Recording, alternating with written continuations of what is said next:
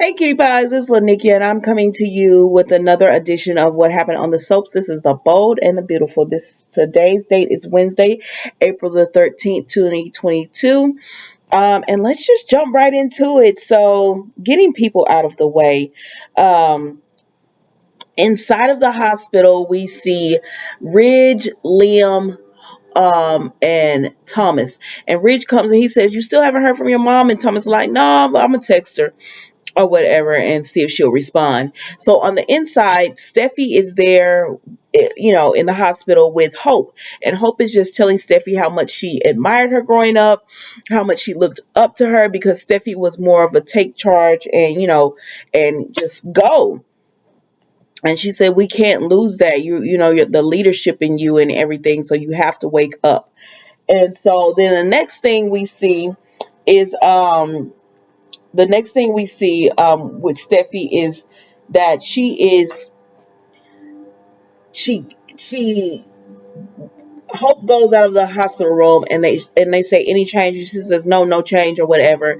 But Bridget is in there and I'm like, how y'all missing people going in and out? But okay, I'm gonna just say y'all dealing. So Bridget goes and Ridge says, okay, I'm gonna go in. And when Ridge goes in, he tells Bridget anything, and she says nothing. Ridge, you got to keep talking to her. You got to try to get her to wake up. We need her to wake up. And so he's like, he tells Steffi, you heard that? Yeah, they need you to wake up. And so he starts talking to her about how much he loves her and how the kids need her. And then he starts praying to God that she wakes up, because he says, you could take me instead of her because my bags were packed when I lost Phoebe. I'm not needed, but Steffi is. She has two kids. They need her in their lives. And he says they need her in their lives, so you could just take me and it's fine. It's okay. I'm willing to go. Excuse me, guys. So then, he's praying to God, just please help her come back to them. And Steffi moves her hand and she wakes up. Pausing right there, we're gonna go outside to Sheila and oh, before that, Hope just tells Thomas, because they're outside, it's Thomas, Liam, and Hope, and she just tells Liam, "I know this is hard for you." And he was like, "Yeah," she was like, "Being married to her and you have a child, that's your ex-wife, you had a child with her. I know this is hard for you." And he was like, "Yeah, it is." And she says, "But Thomas, you were right. It's very difficult to see her like that." And they're like, just like, we just have to keep praying and hoping that she pulls through. So going outside, Sheila has Taylor over the edge, not by her own fault, really. She was slipping. Taylor grabbed her, and Taylor topped over the edge. So Taylor is like me, pull me up. Don't let me fall because this was not what I was trying to do.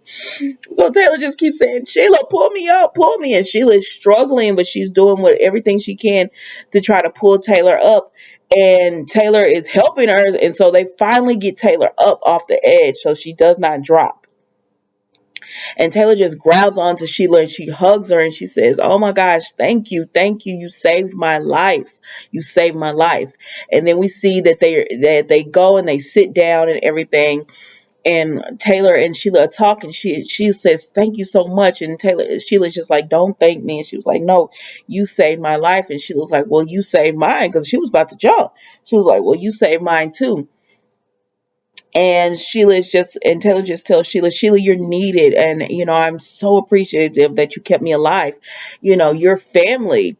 Hayes, you're like, if this doesn't make you family, nothing else will." She says, "You got me on your side now." Whew, child.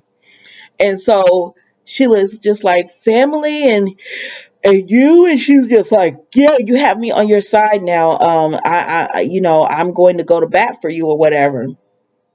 And Sheila just says, "Oh, with Finn and everything, it's my fault." And she says, "No, don't blame yourself. Nobody could be blamed for what happened. We didn't know that was going to happen, but they're going to get justice and everything." And she says, "And we don't have to tell anybody about this, what's went on, but she was like, okay." And she was like, "Let me just clean up before, we talk to everyone." And they're like, okay.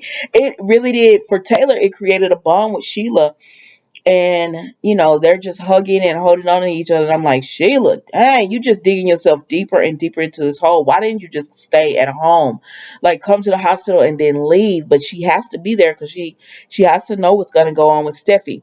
So they go inside, and Thomas is like, Mom, where you been? And she was like, he was like, I've been texting you. And she said, oh, I had my phone on silent. And then he tells her, are you okay?